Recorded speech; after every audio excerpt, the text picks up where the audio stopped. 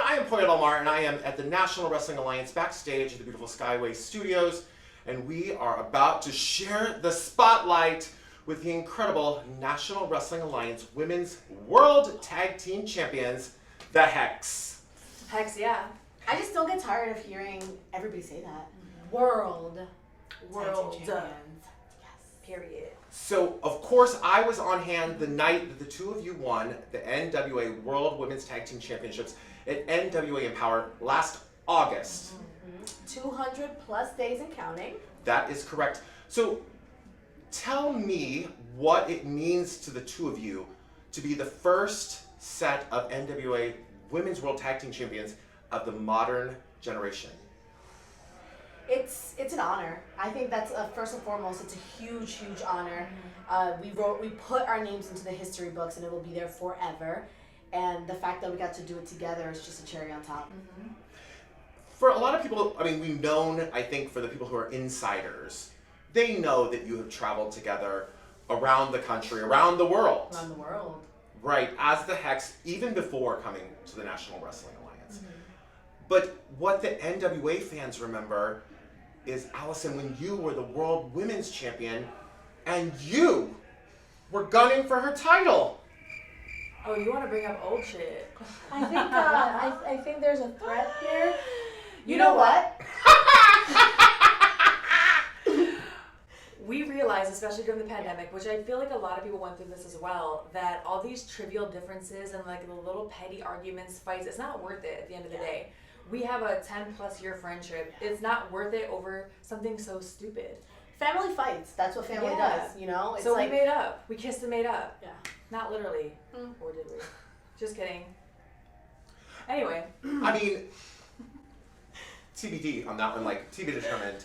But what I want to know is it really trivial to fight over the World Women's Championship? Not that the championship is trivial. Okay. But the little arguments, like the Melina and Thunder Rosa were trying to bring her over to the dark side or whatever, and all of that was petty. That was a petty thing. It wasn't that she was just gunning for my title. There was a lot of other influence going on with that. That's the petty part. I feel like there's a lot of, obviously there's always been a lot of mutual respect, and once you're in the ring, things change. Especially when you're the 10 pounds of gold, it's prestigious. You know, the Burke is such a prestigious title. We want to make sure that, of course, like I would have loved to put my name in that history book as well. I was so proud of her when she became, the champion. That there's just something, there's just mutual respect when you step into the ring, and everything that happened outside the ring, I feel like, is more of what caused any issues. It was people trying to get in our ears and that, which I told you, like that. Which I told you. You was right, and I can admit when I'm wrong. I'm a big woman. I can admit when I'm wrong, and the pandemic, I feel like, just really showed people what's important, and our friendship is so much more important than me kicking you in the face.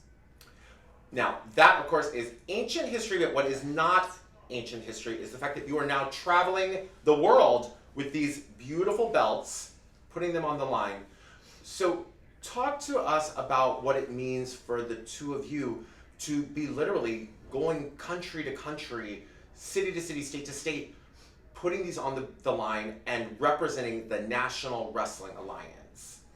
That's a huge goal that we had. As soon as we won these championships, we kept saying that's what we wanted to do.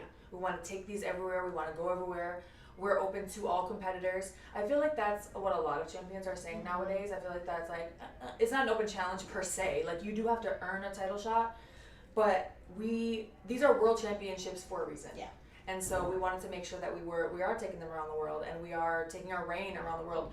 I know that these championships have been defended in Canada back in the day, like back in the 80s, 70s, whatever. But this is the first time that they were ever defended in the UK, in England. Yeah.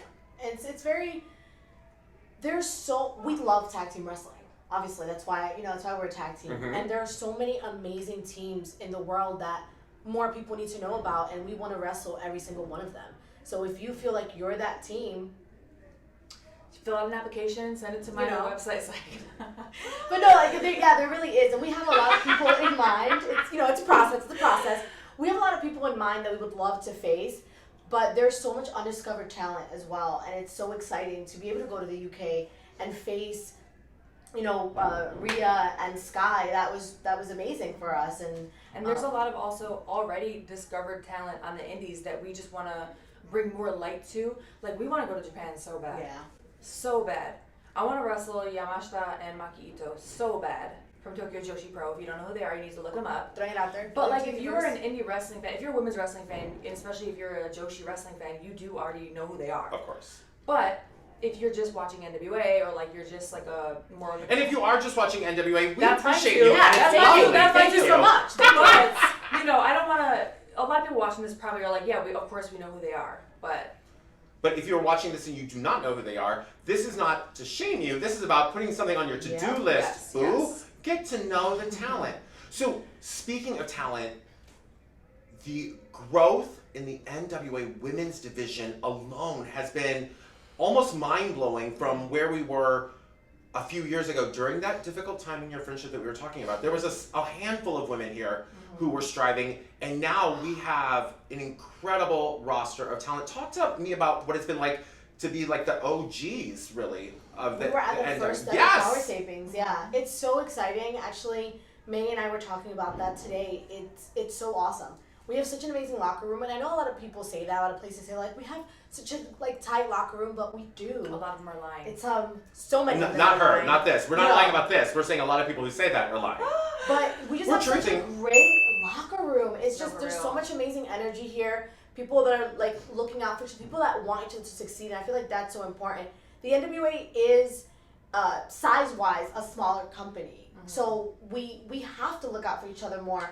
We have to take care of each other more, and I just feel like I just love everyone. We had a couple like outsiders, to put it simply, in the locker room these past couple days, and they made a comment to someone about how they were just so shocked that all the women here, that we were all like not high maintenance basically. Yeah. That we all get along, that there's no drama. And a lot of people say that, but then like, of course some people aren't gonna get along or whatever. But for real, like, There's a lot of respect. I feel like that, and that's one of the most important things Mhm. in anything in this business is the respect. yeah. And it's awesome to see people like hanging out together, people that maybe would not be hanging out outside of this.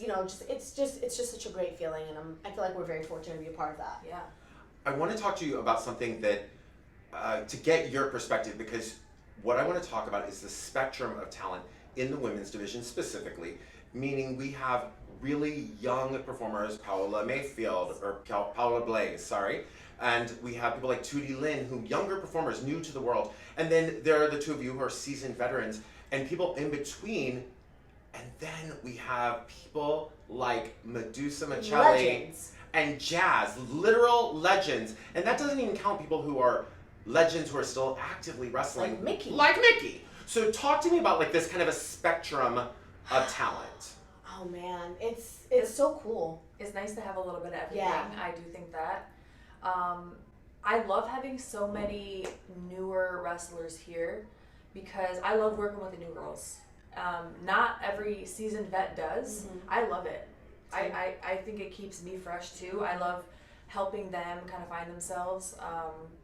And We've been asked before, and what is like one of our goals in wrestling, looking long term, and we having somebody like Jazz here, having like Medusa here, that we get to learn from them, and then our goal is that in turn some of these younger girls get to learn from us, and it's just being passed down, and it feels so great because, and I hate when people are like, it creates a family, but really it does. It feels like this is such a, God, wrestling is such a long-standing tradition. There's so many amazing traditions in wrestling, and to be able to continue that and pass on, whatever knowledge we have, whatever we've acquired throughout the years, and working with girls like Paola, who she's in her first year of wrestling, and she's having championship matches and things like that, and it's very exciting.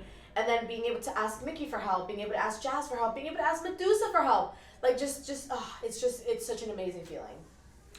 So I think the last thing I really want to talk to you about or ask is, you already mentioned one team that you really want to face, but and fingers crossed, these gloves too tight, yeah, we got it. There you go. The idea, the question that I had was, who in the NWA are the challengers for your titles? That's a good question.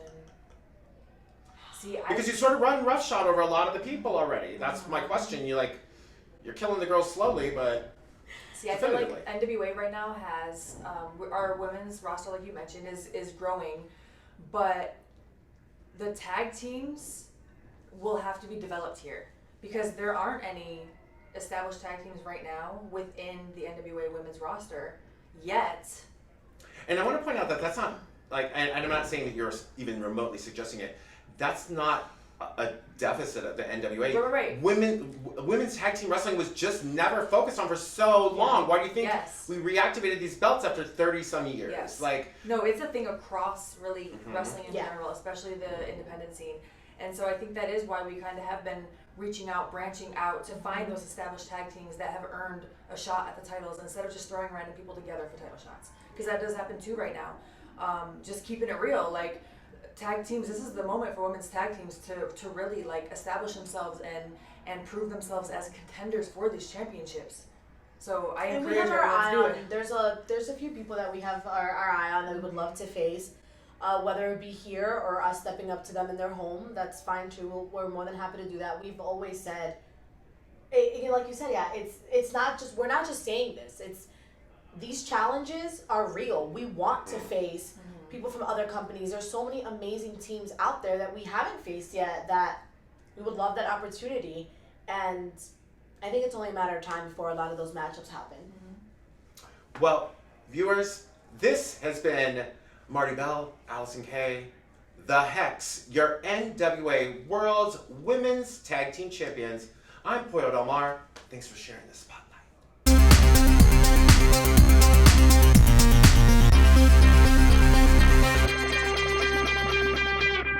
That was cute for us. That was cute for us.